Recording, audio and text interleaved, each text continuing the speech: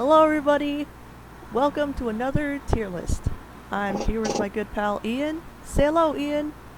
Hey guys, and we're also joined by another friend of mine, who I actually met on Letterboxd, who also has a Discord server. His name is Dillinger, and he's actually from Ohio, where I am at. And he's actually more of a film critic than we are, so he knows more things about movies. Yeah. So, yeah, so today's tier list is a little different. Mixed animated movies, basically mixing 2D and 3D styles. Or maybe even adding one more bit of animation in there. Oh yeah.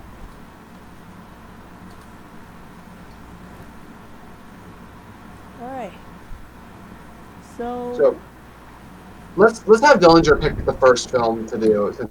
yeah, I was gonna say. Mm,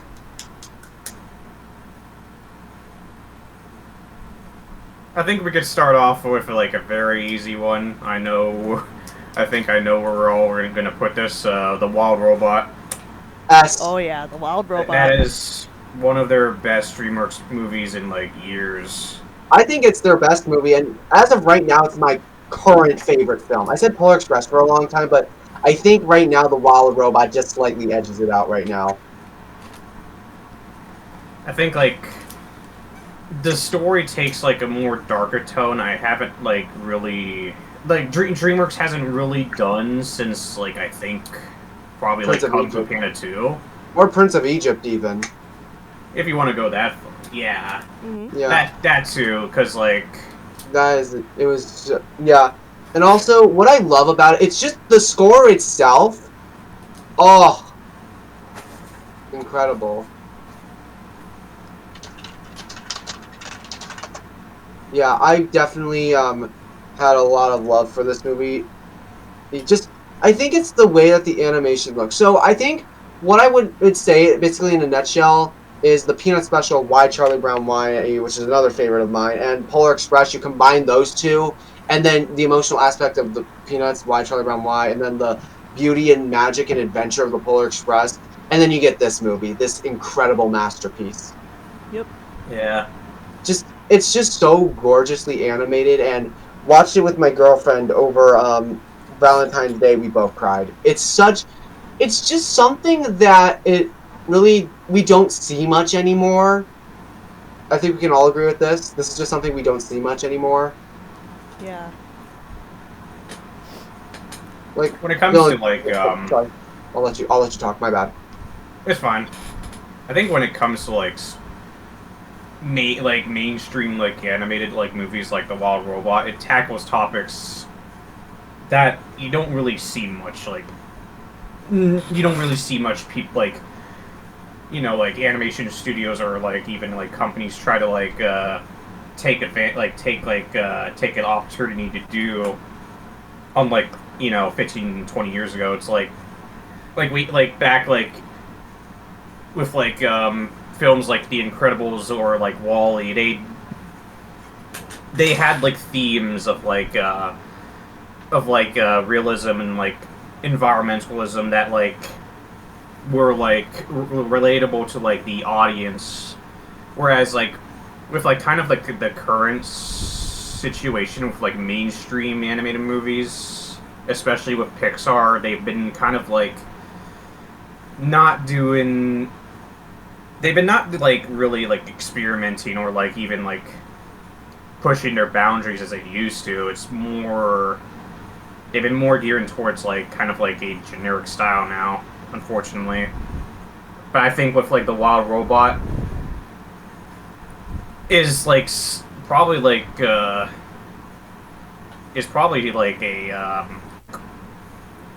story itself is like amazing and tackles topics that that like we don't I haven't really seen since like that era of like since like the late to early 2010s, if you know what I mean. Yeah. And we haven't really, and in terms of like just a rich and emotional story. Now, this is obviously a type of story we've seen multiple times. Like this is nothing new, but it doesn't feel derivative. feels like something fresh and unique. Yes, this is based on a book, which I am in the process of reading. It's actually a really good book. Like, there was a lot of great source material they had to work with. Mm-hmm. So, again, and it's just a fantastic story for all ages. Like, kids love animals and robots, but it also resonates with the parents as well, especially mothers who, you know, letting your kids go, yeah, it's just such a timeless message that it just works all the time. You know, look at Finding Nemo for an example. That's a story about letting go. Yeah. It's like you combine Nemo and Wall-E together, and you get this amazing movie. Kinda. This might be an unpopular opinion, and like you could get like people can get angry at me for me saying that, like when I'm about to say is that I think the Wild Robot is better than Wall-E. I actually agree with that. Huh. I guiltily agree. I liked it more. I think Wall-E I do like. Again, it's just not one of my absolute favorites. I think it does lose a little steam in the second act. This film, The Wild Robot, on the other hand, absolutely hauls through all three acts. It's like both halves are just fantastic through and through and through. A fantastic film, just through and through. Whereas Wall-E is really fantastic for the first 40 minutes, and then the second half is good, but just not fantastic. This film, on the other hand, is fantastic throughout the entire runtime, and I absolutely love it. It's also a much more emotional film to me as well. Very much more an emotional film. That's just me.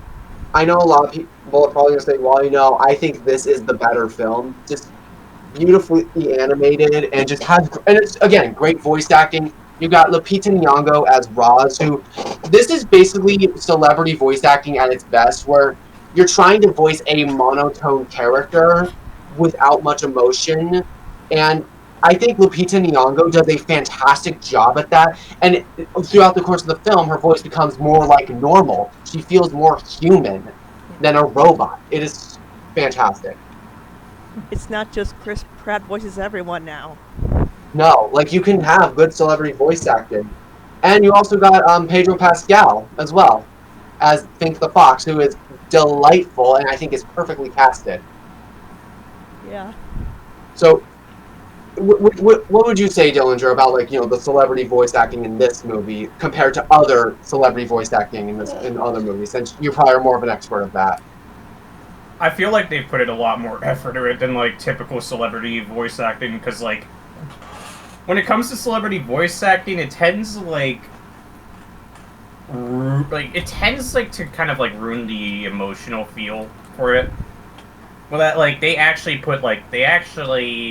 directors actually put in the effort to like make the scene work with like the voice actors, and that's why I think like that's why these scenes are more impactful than like, let's say, other DreamWorks movies. And I mean, it's directed by the same guy who did How to Train Your Dragon and Lilo and Stitch, Chris Sanders, who is a phenomenal director. Yeah. He is absolutely a fan, and I cannot wait for the sequel because he's returning to direct. This guy just cooks anytime he makes an animated movie. He just cooks. He knows how to make a good movie. Because he puts his passion and heart into it. Yeah. This is the culmination of all his work, and it just has a lot of emotional depth to it. I think he was the right guy to direct this movie, because he knew that this movie had an emotional core, and he understood what the audience. He understood.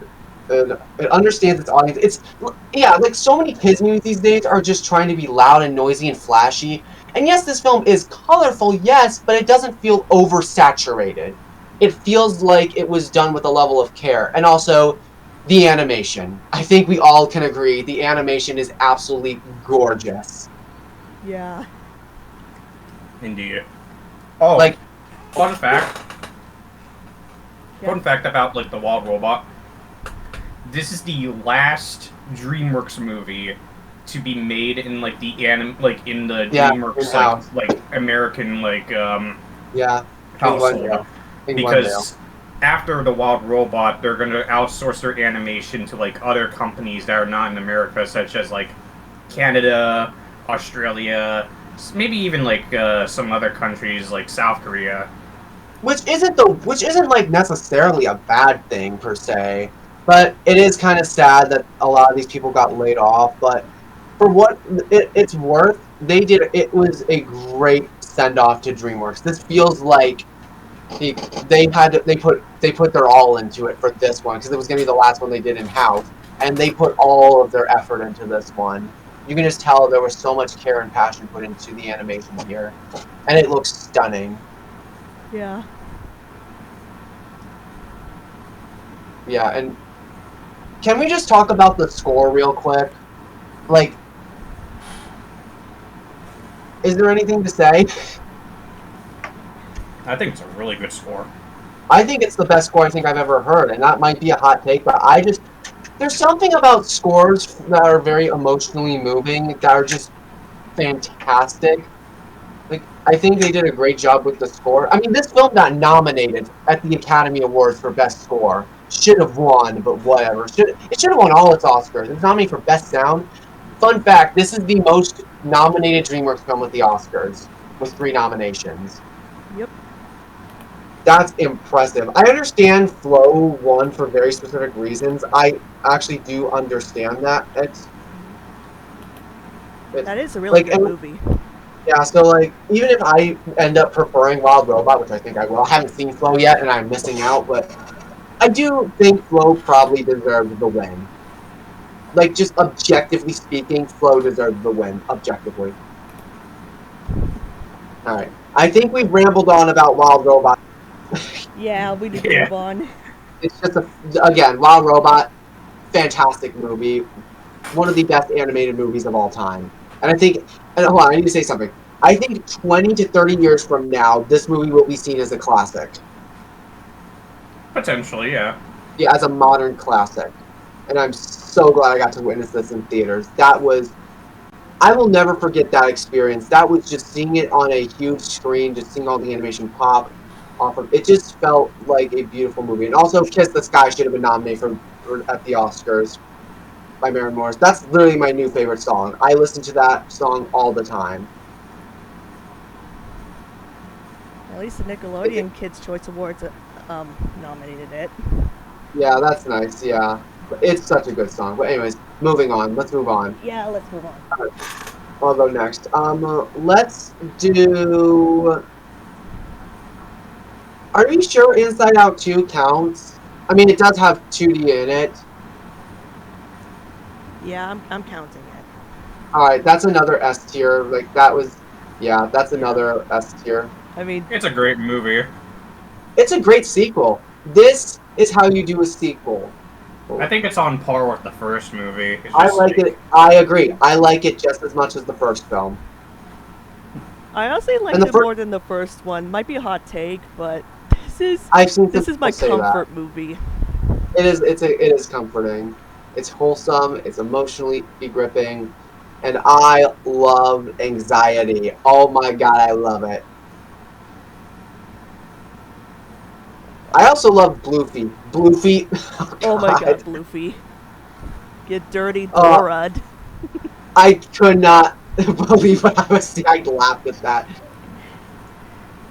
This is like everything. It was literally, I will never forget when the film was announced. Huh. I know. You were so like hyped for it, Ian. You were hyped. Oh, I was hyped, and it delivered. It exceeded my highest expectation.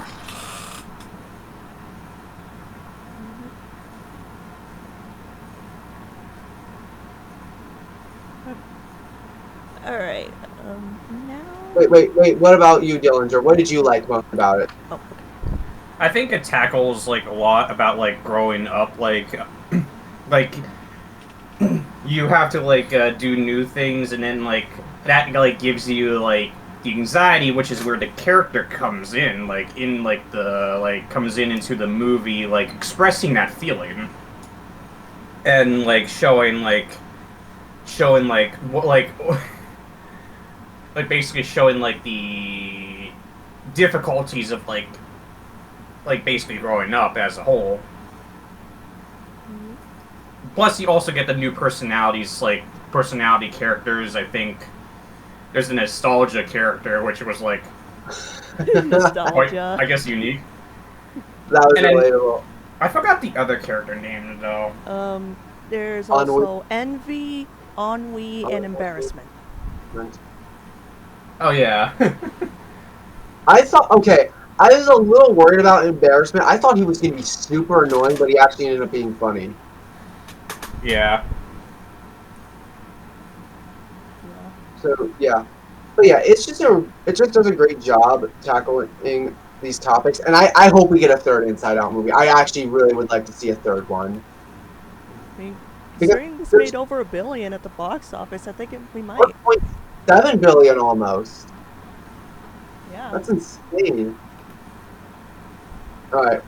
What, Katie? Your turn. What do you want to do next? Which movie? All right. Let's do the Peanuts movie. One of my all-time favorites. S tier. Another massive S tier movie. I haven't seen it in a little while. I need to go back to it. But it's basically everything a Peanuts fan could love. Yeah. And it's also just a really great underdog story. And has a great message. And I think this is what truly kicked off this trend. A lot of people say Spider-Verse, but I think this is what kicked it off. Considering how unique it is. Yeah. What do you think, Dillinger? Yeah, what do you think? It's a... Well, I don't think it's my favorite, like, Peanuts movie. It's, like... It's still a pretty good movie. It's, like... I still think it's a pretty good movie. I like the 3D style they went with. Mm-hmm. Yeah, a lot of people are skeptical about it. I didn't think it was that. I didn't think it was like that. I thought it was actually pretty good. Yeah, I agree. Like, a lot of people were just skeptical when they first announced it was going to be in 3D. And they did it mainly to, like, you know, attract a newer audience that, like, probably prefers a style of animation like that. And like, I get that, but, like, I think why I like it is it's basically a simple story, like, about, like, the characters in, like, the Peanuts franchise, and yeah, basically, like, how you think of, like, the Peanuts franchise. That's how I would say it. Yeah. It's basically this is just a fan. I'm really excited to see what they do in the Apple TV. It was apparently the leaked date was January 30th, but that's not seemed to be the case anymore, and I personally never believed that. Like, we'd probably have a trailer by now, but whatever. We'll just have to wait. Yeah. It's gonna be in the big city, too. Alright. Right. Alright, Dillinger, your turn. Let me see. What do we have here? I guess we could do, Shit, this is a hard one to choose. I guess we could do Michelle's versus the Machines. Michelle's versus the Machines. I still haven't seen it. Same with, like, Across the Spider-Verse. I don't know why, but I haven't seen it. It's a really good movie. Probably, like, I would also say it's, like, S tier. Alright, we can do that. We'll put it there. Like, this is the same studio that brought us, like, stuff such as, like, before this movie came out, we had stuff like, you know, Surf's Up 2. Corporate WWE? Like, yeah, you know, slop. And before Spider-Verse as well, yeah. And then there was also the Emoji Movie. Oh yeah. And also that was the so open season movies. Yeah. And then I think in the 2020, like I think since Spider-Verse, like they've been going into like the entire studio went in a different direction, and they've been getting a lot more like creative artists onto like the studio. And since then, we have stuff like Michelle vs. the Machines, which is like really really good. Like awesome action, awesome story, like kind of like a theme about like family relationships, and then also like the like AI, like basically AI like as well, which was like kind of like a few years ahead of its time. You know, now people talk about AI. This movie warned us. And the animation style is just fantastic. Yeah, it's again one of the. This is the whole reason this list is here is the animation styles. Yeah.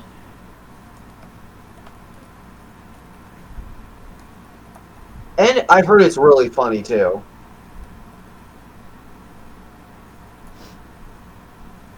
Alright. I think the next one we'll go with. Let's do Chip 'n Dale Rescue Rangers. Alright. This one I'm actually gonna put in like I'm gonna go A tier for this one. I liked it. It was fun. I haven't seen it since it first came out, but I thought for what it was solid. I liked it. I'm trying to see if I watched this myself. Oh no, I didn't.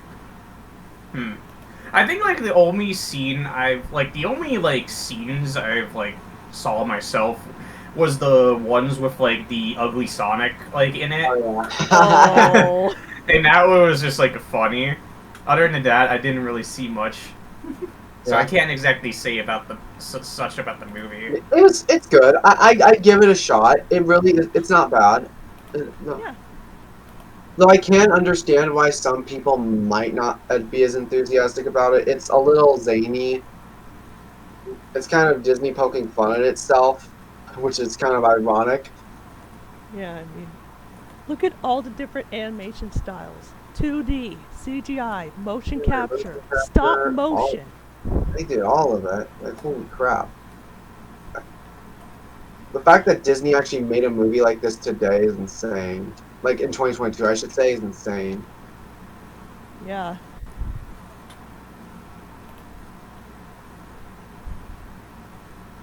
Alright, now,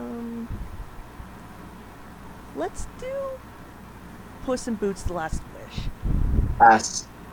S tier. It's another S tier. Yeah.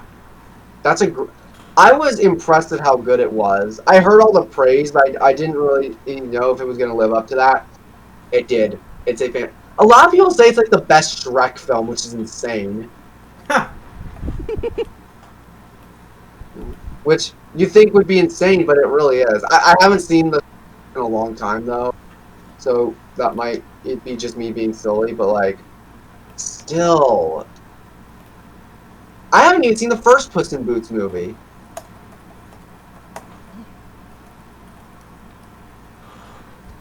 I would say,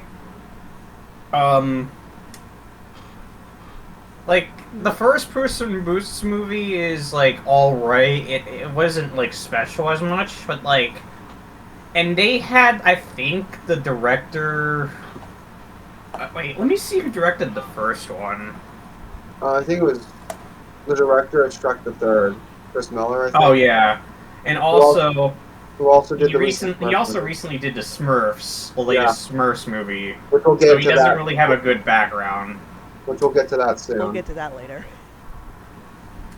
But I'll be honest, I thought like the first one was mid, but the second one, it was done by a different guy. They did a different approach with it, and it paid out very, very well. I think they made like a side character that was in Shrek like a very like more unique and more interesting. Yeah. And like something like a character you could like honestly care about. And also it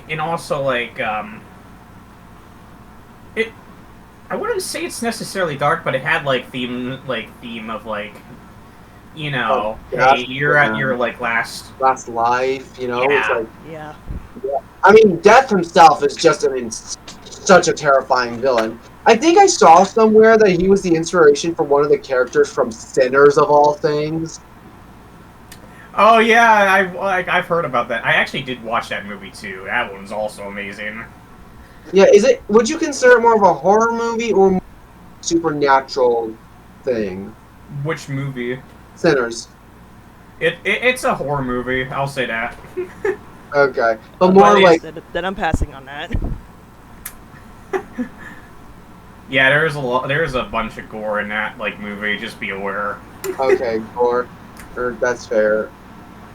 I I will say in like the last Witch show, that's not even like Death is not even my favorite. That's not even my favorite villain. Like my favorite villain in like the last Wish is the one guy with the pink hair that like had the Jack British Horner? accent. Jack Horner? Yes, like he was so He's- funny in Oh, that he was movie. super funny. Yeah, that's another amazing thing about this movie. They managed to balance 3 villains in one movie. Yeah. How do they do that? I don't know. I guess it's just really good writing. Yeah. Also, can we just talk about Perito? Oh my god, he's so funny. He is funny. Oh, the scene where he's just swearing at the Goldilocks and the 3 bears is, oh, that was so funny. I'll never forget when that happened.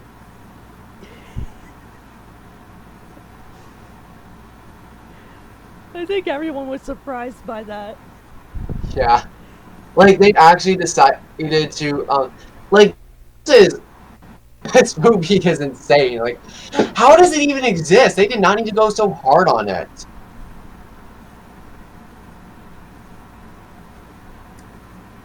Sometimes like DreamWorks will push out like 20 mid films and then suddenly they'll just do fun one really good film. I Yeah. noticed that trend with like DreamWorks. That's always been a trend. It's always been on their thing. It's always been their thing to be more experimental and stuff like that. I mean, we're going from the Wild Robot to Gabby's freaking Dollhouse in exactly a year. They're literally releasing on the same weekend, a year apart, which is really funny to me. Yeah. First, you have like this very emotionally, incredibly beautiful animated film in The Wild Robot with some very emotional tearjerker scenes. And then 1 year later, you have the Gabby's Dollhouse movie. A freaking A preschool. preschool movie of all things. And that got a G rating, by the way. I found that out. That's the first time that's happened with a DreamWorks film since Wallace and Gromit: The Curse of the Were-Rabbit, which technically wasn't even produced by DreamWorks. It was distributed by them. So if you really want to be technical, that's actually the DreamWorks. Spirit Stallion of the Cimarron in 2002 was the last true one to get a G rating. Yeah. Which is also a fantastic movie, by the way. Really underrated. Beautifully animated, too.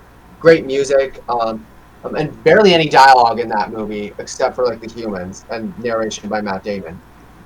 But still, I need to talk about that for a second because it's really shocking that DreamWorks actually decided to go that far and make a movie about dialogueless animals.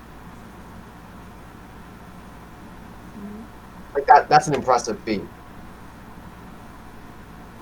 Like, I wish we had more movies like that. To be honest, nowadays, now every animal movie has to have a talking animal.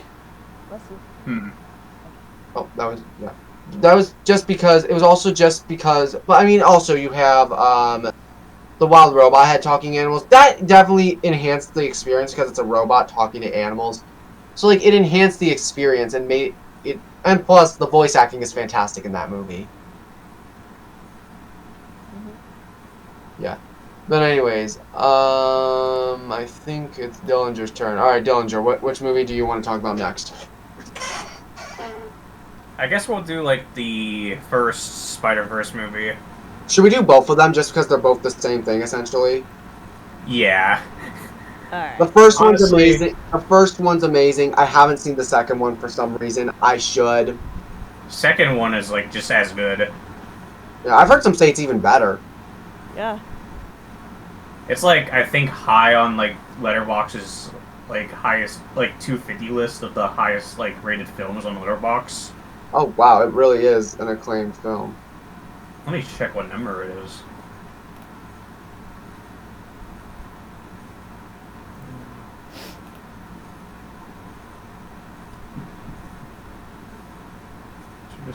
Number 50. Oh wow, that's high.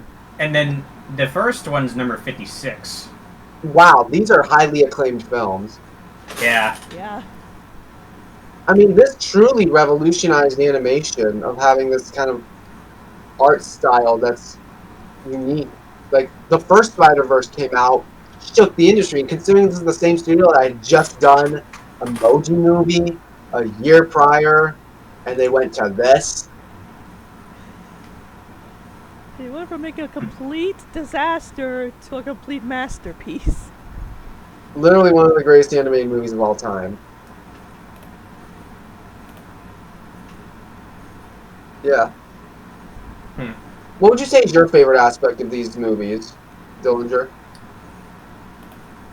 It's one of the first movies that maybe not the first movie, but the first like popular movie that like used like a different like animation style that probably took like years to do. Probably why the third one is taking so long is because the animation is just like so gorgeous. That and the actor strike. Yeah. I've heard stuff about I've heard stuff about like what was happening in like the scenes behind like the Spider-Verse movies. Like there is like trouble production in it. And I could see I could see why they've been like delaying the third movie because like I think like the second movie also had like a similar issue where like they had to like delay it because like these like movies are not easy to make. It's not like Pixar or DreamWorks where it's like you could just like make a simple 3D style like and just like place it in theaters right away. No, like the way they animate these, and plus like the characters, the story, and how I think Into the Spider-Verse I think is like I think the longest like Across the Spider-Verse is the longest American. Yeah, Across the Spider-Verse. Yeah, I meant that film. Like that one's I think like the longest like PG film I think in like a while. Yeah, it's like over 2 hours and 20 minutes. Wow, that's a long film. Yeah. Like yeah, there's definitely these Spider-Verse films are not easy to make, and yeah, honestly, like it pays off very well. Like it's just like these films are just really like honestly like I don't really have any complaints about them. All right. Yeah. So let's do Wish next. Just a second. Just a second. To I'm all sorry. you Spider-Verse fans out there, if you guys just be patient and give Sony and Marvel time, I promise you, Beyond the Spider-Verse will be just as good as the first two. Yeah, I'm sure that's why they delay it. I mean, it was recently delayed by a couple of weeks because just so that 100% of schools are out for that summer, which I actually think is a wise choice. Yeah. Yeah. Give them time and you'll get a masterpiece. Yep. Okay. All right. Now we can talk about Wish. Wish. Oh boy. Disney's 100-year celebration. This is another film I actually did not watch. But like I've heard like so many like mixed reviews about it. Like there's some friends I talk to that like really love this movie, and then there's some people that like despise this movie. Like this is kind of a mixed bag for a lot of like people. you've come across two people who are on both sides of it. Katie's on the positive side. Yep. Come at me all you want. I'm on the negative side. I hated this movie. Like, I watched it once, and I did enjoy it for what it was at the time. I didn't think it was quite as bad, although I understood why. But the more I thought of it, I was like, the movie really is not very good. It really does have so many problems. This movie really does stink. Like, it's just a bad movie. It's not very funny, except for it was a disaster line. It was a disaster! That was a good joke. That was funny. I mean, it's also funny. It's even funnier when that's like the whole movie was. It's like Disney knew this was a disaster and said, "Oh, let's just put a joke in there about the movie being a disaster." And it was. It was a good joke. It was funny. Like, I'll give them that. That was funny. That was funny. Like, God, this movie. It's not funny. It's just so dull. The animation is nice. I'll give it that. I appreciate the idea. What they had here was great, but execution was so poor. Give it a watch if you want to see for yourself to see how bad it is if you really want to. But I would personally not recommend it. I did not enjoy it. Does anyone here even have any positives? I said the animation was good and the music was not as bad as everyone said it was. That's the only thing I really think got too much hate was the music. That's really it. That's the only thing. I haven't seen it, so I can't really say anything. But it was bad. Yeah. Okay. That's all I have to say is that it was bad. Anyways. Alright. Okay, Let's I say know me and Smurf. Ian haven't seen this, but Dillinger, have you seen The Bad Guys? Yeah. Yeah, I have. Alright. What do you think? I thought it was okay for what it is. Like, where would you go in tier list? I guess maybe like a B. Yeah. And here's why. I heard a lot of people really like this movie. I might be on the unpopular opinion side. So, again, because I've watched so many movies, I have like different opinions about like movies that like are liked, but I might not like enjoy them, and one of them is like this. I think the animation's good. Again, they're copying like from like the Last Wish style, sorta. This was right Or before like they were starting on that trend. But like as the story itself though, like it's basically basic. Like your average like heist story. That's basically it. And that's fair. Like, honestly, but I think the film's goal is just trying to have some nice animation and some good action. And just being entertaining, I think. I don't think this was a film targeted towards me specifically, but like I get like what it is, kind of like similar to Dogman to an extent too, because that was also a movie that like was also like, but I didn't really enjoy it as much. I can see that. Yeah. Like, and that's kind of on the same ball as like Bad Guys. It has good animation, it's just not for me. That's fair. And you know what? That's fair. Yeah. Right. I mean, I really liked Dogman. Yeah. I still haven't seen it. I know my girlfriend really wants to, because she loves Captain Underpants.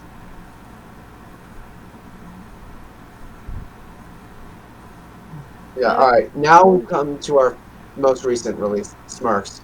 The Smurfs. Okay. I have not seen this, but I've heard really bad reviews. Okay, I guess I'm gonna be the only one talking here with Smurfs. I'm gonna go B tier for it.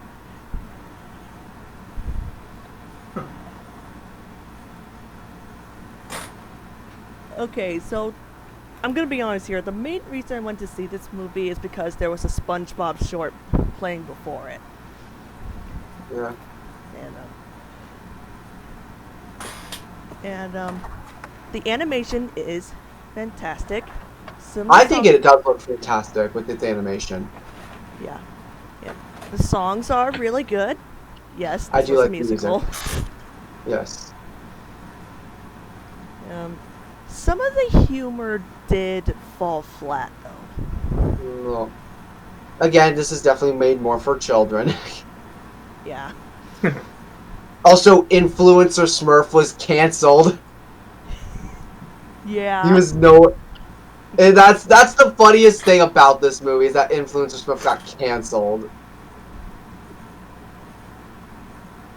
Yeah.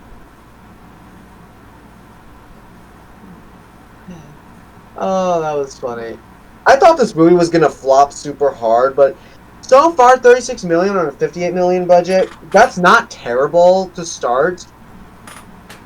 I'm wondering if they're going to break even though, with like That's you know, true. I think because like might. what? Because It might. if like with Paramount, they're like they can't take as many risks because they're one of the smaller they're the smallest out of like I think the 4 or 5 like big media companies, so they can't take as many risks as like Disney or Comcast Or Warner Brothers. Or even Warner Brothers, yeah, they've taken more risks. Like Yeah. even them, they at least took like some risks. Like Paramount is kind of like in a bit of situation, and they tried that with like a few films, like the TMNT film, like the animated one, like that came out successfully. Then there was the Transformers one like film that was basically a reboot of like the Transformers franchise that flopped. That was because of marketing. It was actually a great movie. Yeah, I've heard great things about it. It's just they never really marketed it out well. Yeah, I think it's a shame the sequel got canceled, but who knows? Maybe there will be much more fan outcry, and then Paramount will be obligated to do it. I heard they're bringing back Michael Bay to direct another Transformers film. And I heard Josh Cooley, the director of Transformers 1, was going to do a live-action Transformers film, so that's possible. So that might be good. Potentially. So we'll see. But, like, it's just sad what happened. And now we have a new SpongeBob movie coming out, which, to their credit, they started marketing it before Avatar: The Way of Water. Avatar: Fire and Ash, I mean. Sorry. Yeah. But funnily enough, the trailer for Avatar is coming out very soon. They just released a poster for Fire and Ash, so that trailer's coming out soon. I've seen the first two. They're good, but a little long. I'll watch the third one for visual sake, but like, I'm not expecting it to be some masterpiece. Like the first two, I hailed them as masterpieces for a while, but the more I think of it, they're not masterpieces. They're just solid movies that I enjoy for what they are, just because they're visually stunning. But like, yeah. But yeah, I mean, the only truly successful animated is ironically freaking Paw Patrol. Oh, yeah. Ironically, which is just so funny. It's like, that's like the one, but I already know they're probably gonna milk it. They have been doing it for years. With Paw Patrol, that's fair. But with the movies, then, after 3, I think they might start milking the franchise, and then even the fans are gonna get sick and tired of it. And then those movies will start flopping badly. And the show might take a downward spiral and then just die. Huh. I have a feeling Paw Patrol might I know the creator said it would probably go on for like 10 years or more. I honestly am not sure about that. It's clear, I've heard like the quality of the episodes haven't been as good, even according to fans lately. So that's a big red flag. And then if the third movie does well, which I'm a little unsure of, it's getting a July release date, so it should do better. It's actually releasing, as of the recording, a year from Thursday, because the 24th of 2026. So you got to remember what's coming out July 2026. You got Minions 3 at the beginning of the month. Mm-hmm. You got Moana remake on July 10th. Oh, boy. Then July 17th is a very highly anticipated one. The Odyssey, directed by Christopher Nolan. Okay. And then a week after Paw Patrol comes out, Spider-Man Brand New Day. Oh, And fun fact, Spider-Man was supposed to come out the same day. Paw Patrol was supposed to release on the 31st, July 31st, 2026, but it was moved up a week to July 24th because A, there's no competition that weekend for new releases, and Spider-Man had already been delayed to July 30th. Imagine if that happened, that they came out on the same day. Spider-Man would have overshadowed it. Completely over. Because remember, the last, No Way Home almost made $2 billion. yeah. $2 billion for a Sony Spider-Man movie. You don't think this one will make $2 billion? You think this one won't make $2 billion? I guarantee you it's going to make $2 billion. Depends on like how MCU handles like their like stuff, because as of lately. Oh, that's true. Yeah, I've heard really bad things about. I guess like with Spider-Man, that could be an exception because like recognizable character and franchise. People Yeah, will go see out. Like people will go and see. I mean, look at Deadpool. Yeah, Deadpool Wolverine. Yeah. Yeah. That made over $1 billion.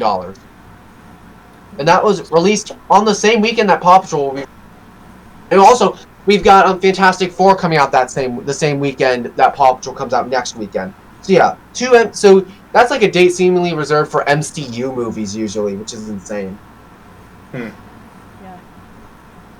So yeah, that's kind of so I'm kind of worried that Paw Patrol, the Dino movie, so that's a big sell for most kids these days. Kids love dinosaurs, but I still think it might not do as well. It might. I have a feeling it might actually, because of all of the competition. I think they just should have, just like the last one, that was a September release. This one, I feel like the Dino movie should have been a September release. They should have released it in September, or even late August. But I think they just should have released it in like mid-September. True. Like, give it that slot, because Wild Robot, that was another late end of September release. Like the year prior was the Mighty movie, made over $200, and then 1 year later, on the same weekend, the Wild Robot comes out and does over $300 million. Hold on a second, I'll be right back. All right. I'll just pause the recording here. And he's back. Alright, I'm back. So, yeah, as I was saying, that's kind of what I would say about what Paw Patrol is going to do. I know this is completely off topic. That's just my opinion. And I know it's got a lower budget, but still. Just looking at Smurfs, just how that film's fare. I mean, I'm sure it'll fare fine, but like, against like Superman, and then of course, Marvel's Fantastic Four. Fantastic Four, yeah. Which I think there's a lot of skepticism around, but there's a lot more hype on that film than the other two Marvel movies that came out this year. Oh yeah. But you know something? I think what I think Paramount should be doing for What? is, I think, like with their they're doing SpongeBob, which I think will be a success. Mm-hmm. And of course they're doing Aang the Last Airbender, which is coming out in 2026, October 2026. So that has a better chance because that's a fall release. And that's going to have some sort of stylized animation, I can tell. Oh my god, my sister. I am so sorry. It's fun. Hold on a second again, guys. Hey. You will be right back, moment. And we're back. Alright. So yeah. But you know what Paramount should be doing right now? And I think I've made fake posters of this before. They should do some of the Sanrio characters and give them movies. I know Warner Brothers do that. I don't think it's going very well right now. We haven't had many updates. But Yeah. I think you know how the first Sonic movie happened? It was supposed to be a Sony movie, and it was going to turn around, and then Paramount got the rights to it, and then it moved forward with them. And then we had the whole ugly Sonic drama, and then the redesign drama, and all that shenanigans. And now we have 3 Sonic movies, which are all fantastic. So, I think if they did a Hello Kitty movie and marketed it well, this could be like a Top Gun Maverick situation where it makes over $1 billion. Because Hello Kitty is a recognizable IP. I don't think it would matter what studio you made it with. Well, unless you're Disney. Top Gun was a sequel, though, right? Yeah, Top Gun was a sequel to an 80s film. I guess if it was like kind of Yeah. like one of those like standalone Hello Kitty movies, or like any of the other characters, maybe. Yeah. Yeah, you could do like a standalone Hello Kitty movie, then a My Melody movie, because, you know, My Melody and Kuromi are both super popular. Actually, now that I think about it, like if they're like, I don't know what animation studio it would work with, but imagine if like there was like a Hello Kitty universe similar to like the MCU. That's what I think they're gonna do. Yeah. I don't know if that's a great idea though, but that would be cool, you know. But maybe do it in a proper way. I know like Illumination's doing it for like Mario. They're actually making a like, I think a Mario. I think they're gonna make a Mario universe involving like the characters. Yeah, I know. Oh yeah. They expressed like they could possibly make like a standalone like Donkey Kong film that's like connected to the universe. I heard there is one coming. Yeah, Super Mario World is coming next year. No, I was talking about the Donkey Kong movie. Yeah, they're doing that, yeah. Oh, they are? Yeah. Yeah. And, you know, I think start the Hello Kitty universe with a Hello Kitty movie, obviously, and just be good. I feel like it should have just been fully animated, but whatever. I mean, the Sonic movies worked well in live action, so maybe this will work too. Just make her design good, please. Do not butcher the design. And then you can do a My Melody / Kuromi movie or something like that. Maybe you could adapt the Onagai My Melody anime and make a movie out of that. I'd make it a cohesive story. That would actually be pretty epic to watch. Yeah. And stuff like that. And who knows? And also, you could do a Cinema Roll movie because he's popular now, so... Mr. That Cinnamon. Yeah, Mr. Cinnamon, as she calls him. And that would be adorable. I would love to see that come to fruition. Yeah, that's...